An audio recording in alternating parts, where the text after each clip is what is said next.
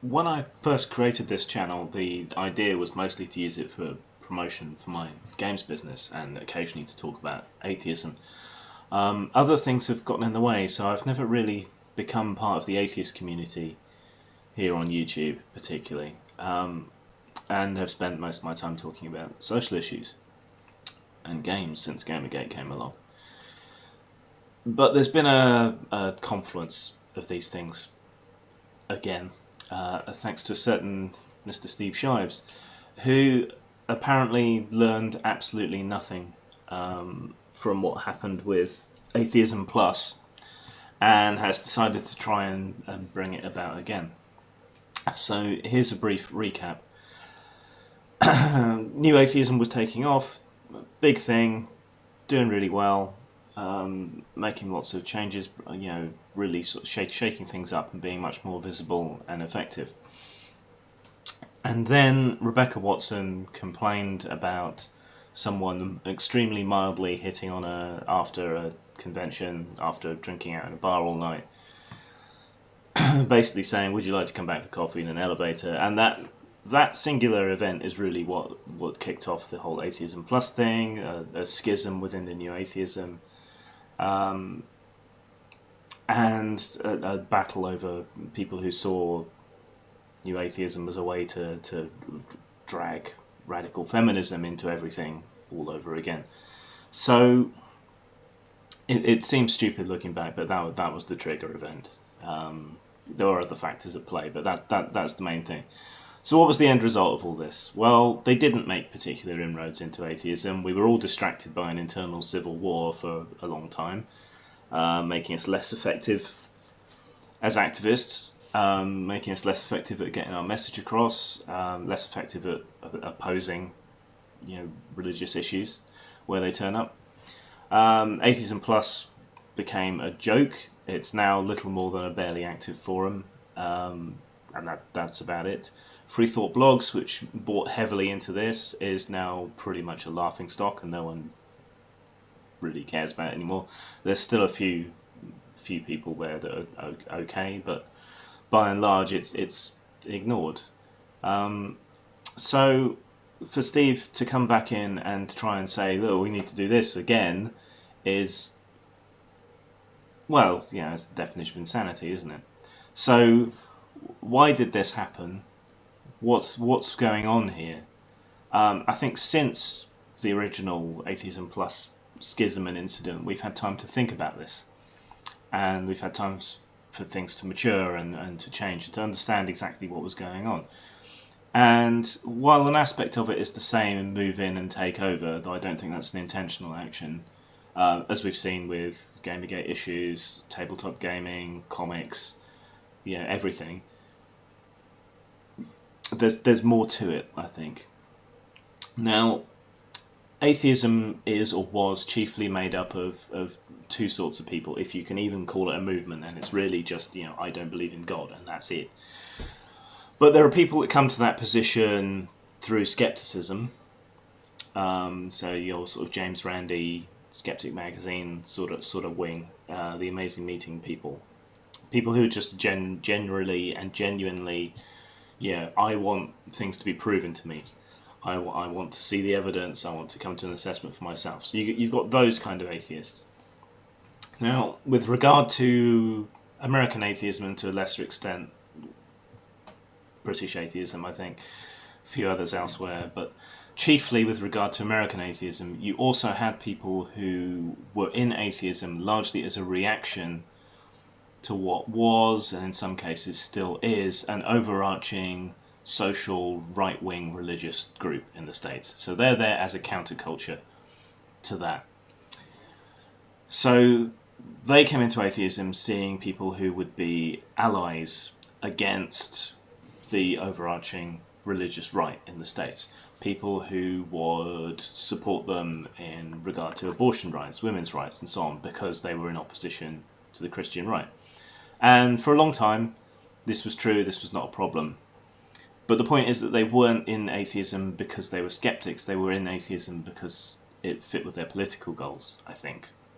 I'm not doubting that they're actually atheists, to be clear, but I think they came to it via an emotional and socio-political route rather than pure skepticism. So the reason for this clash is that their ideology then came under scrutiny when it came to the fore by the skeptical atheists, and it was found wanting. This is the reason why, part of the reason why I would no longer call myself a feminist. 2010 or so, I would have called myself that, and I would have said, yeah, of course, I'm for equal rights for women. There's issues in Islamic countries, there's issues in Africa, there's issues in China and other places that need to be addressed. I wouldn't have thought of it in a Western context, particularly, but I would have considered myself a feminist. Now, what turned me off was, in part, all this stuff with New Atheism. It became apparent through all that and through other issues, censorship issues, prudishness, that sort of thing, that modern feminism was not rational, that it was not open to debate and examination. And when you're in a group or an organisation as a skeptic, that's a big problem. And that's the problem that it ran into in the broader atheism community. Here you come with these claims and these ideas like an invisible conspiracy that controls everything called patriarchy, and skeptics are going to look at that and go, okay, show you're working. And when you can't, the default position is, well, then I don't believe you. But that's not taken as, right, well, I'd better get some more evidence and look into this and maybe reassess my claim. That's taken as you're a misogynist. And that's where the problem comes in. And that's where the problem comes in with Mr. Shives. And that's where the problem comes in with what's being now called regressive liberals, or pseudo-liberals, or pseudo-feminists, or whatever. The problem is they have these emotional claims about feminism, about Islam, about other issues that the skeptical community is kind of grappling with. And rather than deal with the arguments, make a rational case, it's emotional attacks, such as those suffered by Sam Harris, such as those suffered by Richard Dawkins, such as those suffered by Bill Maher. And that's where the issue lies. So this is why I am don't no longer regard myself as a feminist, because patriarchy, at least in the West, is bullshit. The pay gap, utterly debunked over and over again.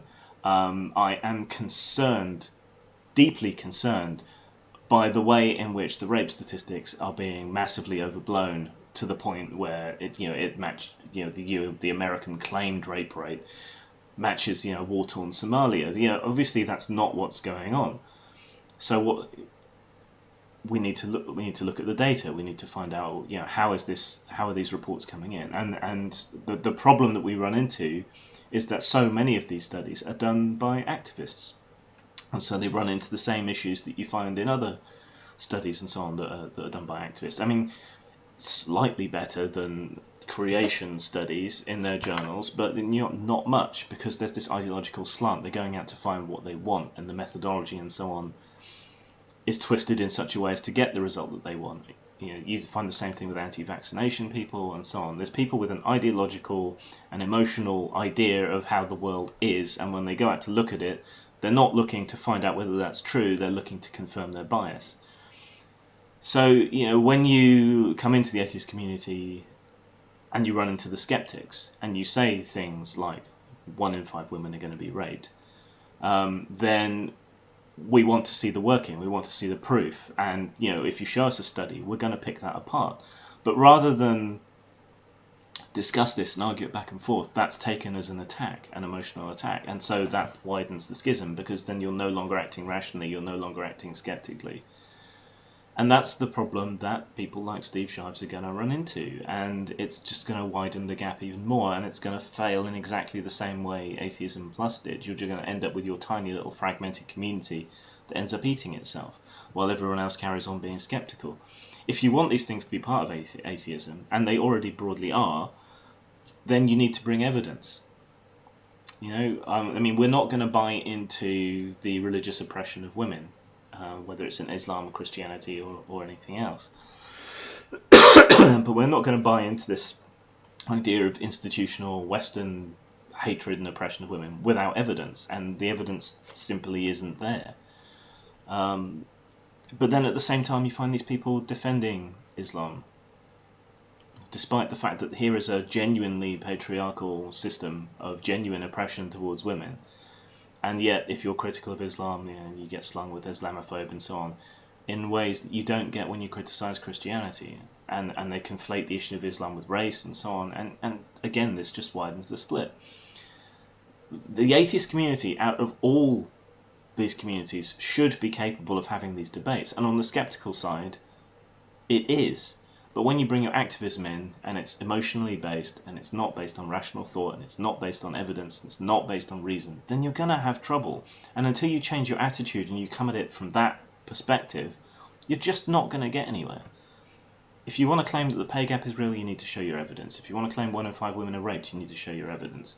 If you want to claim any of these things, if you want to claim that patriarchy exists, you're going to need evidence, right? And not anecdote. You're going to need hard data, and you're going to need to be able to convince people with that hard data, and you're going to need to be able to stand up and deal with it when people don't believe you, and when they pick over your results and find flaws and find issues with the wording and the way things are defined and so on. Right? People are skeptics for a reason, and skepticism is good, and if your data can pass through skeptics and have them agree and find few flaws and say, all right, this is a valid point, then you're going to get somewhere. But until then, no. So fuck off with the emotional appeals. If you want to convince people, bring evidence and don't freak out when they don't believe you, because that is the process of skepticism. You have to convince people, and you have to convince them with facts. So basically that is the split. I think that's the split that's happening more broadly on the left as well. You know the old saying, reality has a left-wing bias? Well, it does, but it's not always a left-wing bias. You know, you still need to figure out what's true, what's real, and any effective and genuine action needs to be based on what's true and real. So it's a doomed effort to try and foist this on the atheist community, at least the skeptical side, without evidence. So you need to bring evidence, not rhetoric. Peace out.